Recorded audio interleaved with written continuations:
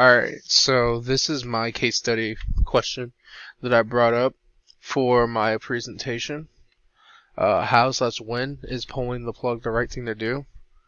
And basically, it's a question that a lot of people in life actually have to go through. And people really don't know how to feel when it actually comes up like this. It might be easier to answer now just talking about it, but in reality, when it actually is you doing the pulling of the plug, meaning like ending someone's life, it's very hard to actually picture in your mind. So let's get right into it. Mr. Perry isn't his real name, but this is my case study. He oh sorry. Mr. Perry is not his real name. Is good at death or assisted suicide.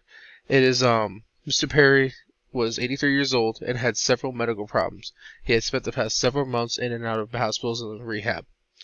And one day he just basically told his doctor, he said, "Not anymore. My body is all worn out. I'm worn out. I don't want to do this anymore, Doc. They say I can't go home and be safe. And I'm not going to a nursing home. No way. Just stop that little gadget that shocks me and the part that keeps my heart going.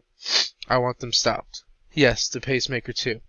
A magnet will stop it, right? Just do it, please." And basically, he's just explaining how he just wants it all to stop.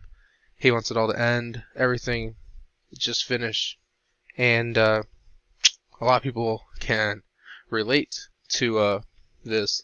Maybe not in the sense of having something shock you alive every day, but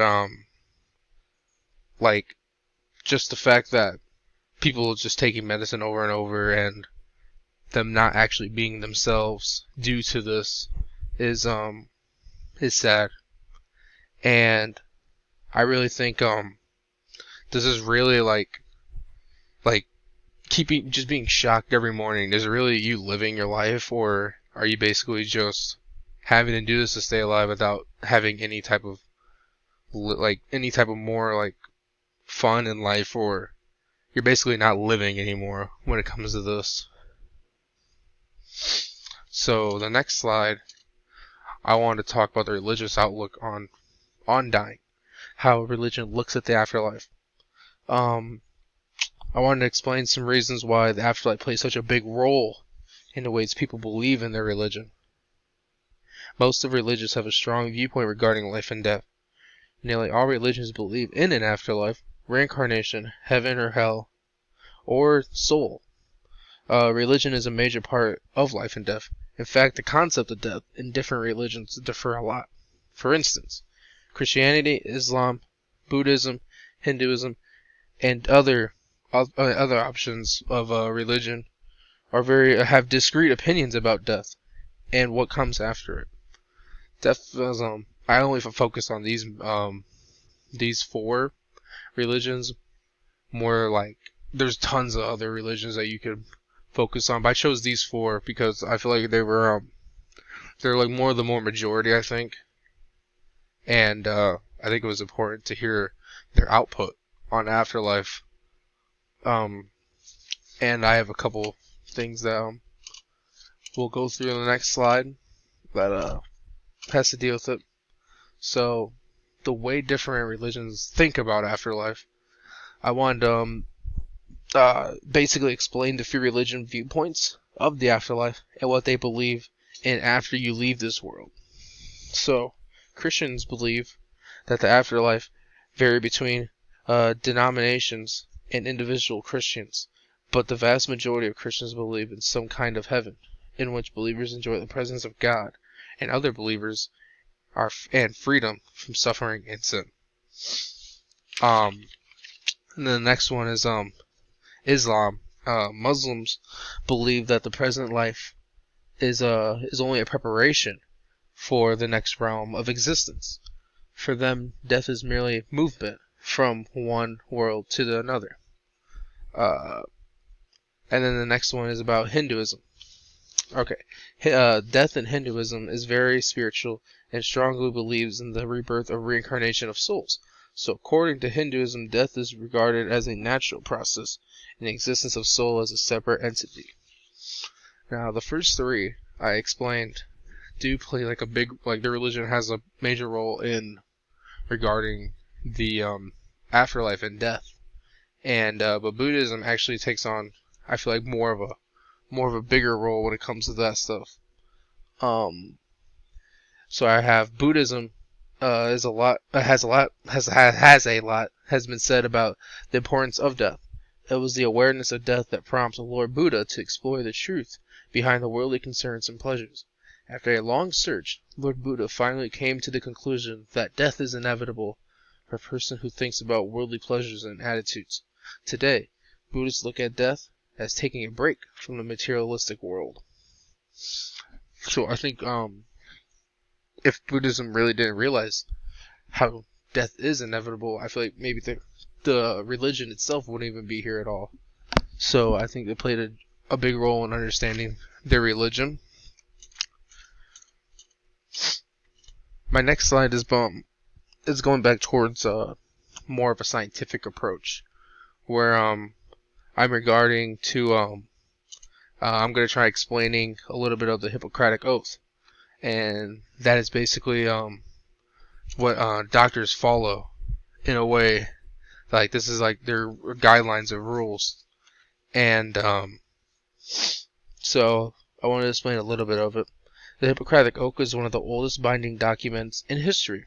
The oath is written by Hippocrates, is still held sacred by physicians to treat the ill to the best of one's ability, to preserve a patient's privacy, to teach the secrets of medicine to the next generation, and so on. Some may not know that the actual Hippocratic Oath, and at the end of some may not know about the Hippocratic Oath. So at the end of my presentation, in my sites, I have a link that goes back to the Hippocratic Oath if you want to actually read it all. It's actually crazy. It's actually really interesting when nowadays there's a modern version and there's an older version, and I think it's really good to understand both of them. The next slide is about an article that a doctor wrote. She wrote this like a while back, like over her years of being a doctor, and she would explain like some of the things that she told her patients, and I just wanted to read a little bit about what she said during her like experiences from my last slide before I go into how I believe that this all plays a role in my decision. So what I'm gonna read a little bit about is from an article called "When God Calls Us Home," and she starts off by saying, "I have been privileged to be with many friends, patients, and loved ones who were recuperating after surgery, healing after a trauma, or coming close to their dying time. And occasionally the question that pops up is, when am I going to die? And I say as their doctor, I can tell them how their disease is progressing. The lab can tell them how their blood work looks, and I can tell them honestly how much time I think they have, but that God Himself will speak by their spirit and let them know when He's calling them home." And she finishes to say a little bit on the article is that they are actually content with this answer, because a lot of people do believe in a higher end being, and a lot of people do feel like the comfort that they are getting called back to the God before they die, and He talks to their spirit before they leave this world. But yeah, so now we're gonna get into my side and how I feel towards the whole situation. So I want to repeat the question real quick before I state it. So, how/when is pulling the plug the right thing to do?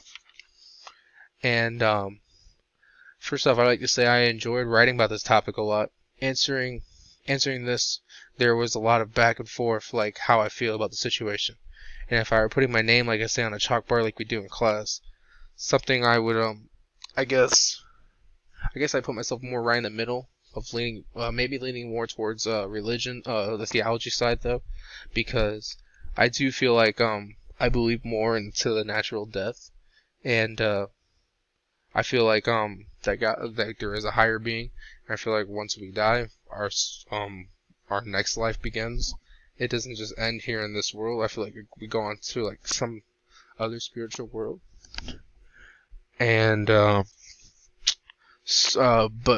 the reason why I can't lead more toward medicine, or more towards science, is the fact that I don't believe in doctors playing this role of being God, or this role of taking on like giving life, or giving certain people like procedures that would bring them back to life when their hearts finally stopped, or things like that. I don't agree with.